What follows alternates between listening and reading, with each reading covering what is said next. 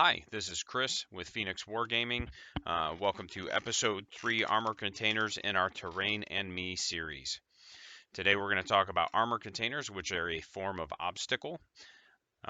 They provide light cover, scalable, and exposed position. We're going to go in the order of scalable, exposed position, then we'll wrap up with light cover, and we'll kind of talk about how you can gain light cover from an obstacle, and we'll give some awesome examples as we do. So scalable, basically, it seems like a lot, but it's pretty simple. Infantry, beast, and swarm models, and also models that can fly, can be set up on top of an obstacle with this trait. They can be set up and they move on the upper floors of an area feature with this trait, and they can end their move through the floors, ceilings. They can move through the floors, ceilings, and gantries of this feature without impediment. So what does this all mean? Basically, if it's an obstacle, it means you cannot physically set your model on top of it unless it's infantry, beast, swarm, or has a fly keyword. Now you can still move over it, past it, through it, whatever, but that's a separate discussion for a separate day. We'll worry about the movement phase later. For now, all you need to know is that if it's an obstacle and it's scalable, you cannot physically put your model on top of it unless it flies, has the infantry, beast, or swarm keyword. Same with area features. So if it's an area feature, same thing applies. You cannot end your movement on an upper floor of an area feature unless you have those same keywords. So again, a good example would be like you have a 2-story ruins and you have an armor container right next to each other. Your dreadnought cannot physically get on top of the armor container, nor can it end its move on the second floor of the ruins because it's neither infantry, beast, nor is it swarm, and nor can it fly. Now, if you were able to give it the fly keyword, say with like Wings of Sanguinius, you could slap that on it. It could fly. Now you could end your move and be set up on top of that feature or on the second floor of that feature. Can move through floors, ceilings, and gantries. Basically, this is breachable, but moving vertically instead of horizontally. You don't really have to account for the width of your floor. You just kind of move your models through it and set them up rather than having to go, oh, well, the floor is 2 inches wide. I need to move 2 inches back and then physically climb up and then move 2 inches in. You just pick it up and move it straight up. It's pretty easy. Exposed position. This one's pretty interesting. Basically, exposed position, you can never receive the benefits of cover while you're on top of this feature, but you can, again, still gain the benefits of cover if you're within 3 and draw line of sight through it. So interestingly, this is a very all-encompassing rule. So if you're like Blood Axes or Raven Guard or one of these other armies that gets light cover or dense cover at a specific range, if you're on top of the feature, you won't get your army bonus because you can never receive the benefits of cover.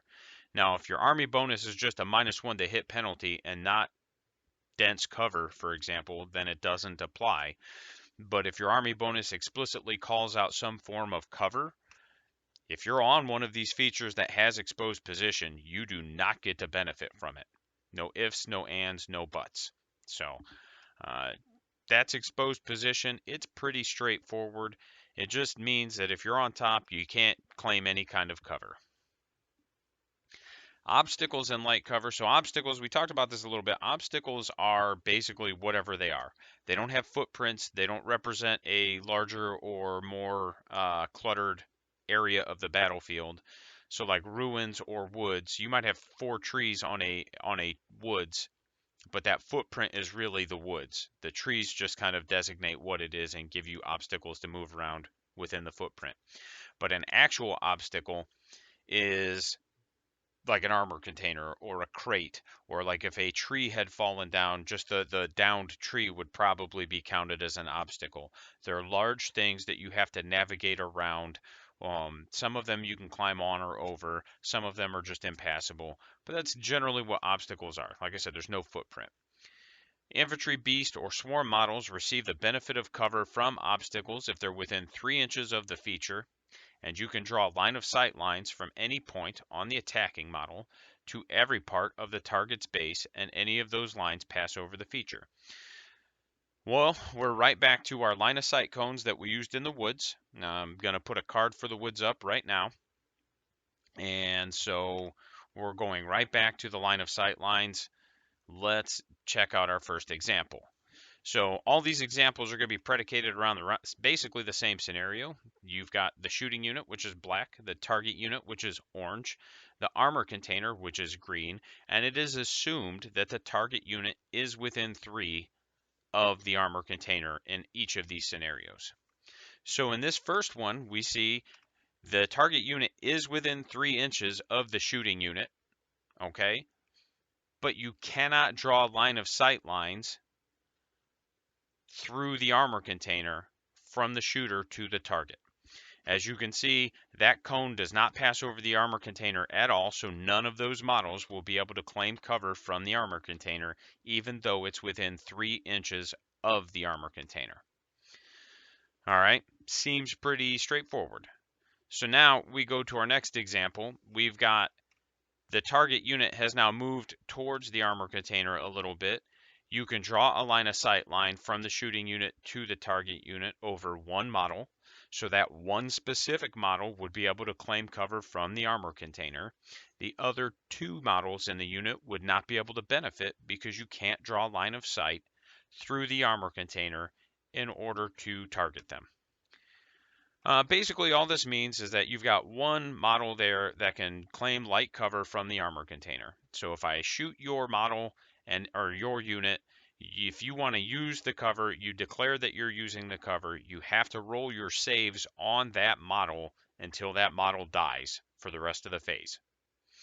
So if I target you with something and you're like, okay, I'm going to put it on this dude in cover, and then I get 2 wounds, both of those wounds have to go on that guy in cover until he dies. Now, if he dies from the first one, then obviously you can send the next one wherever.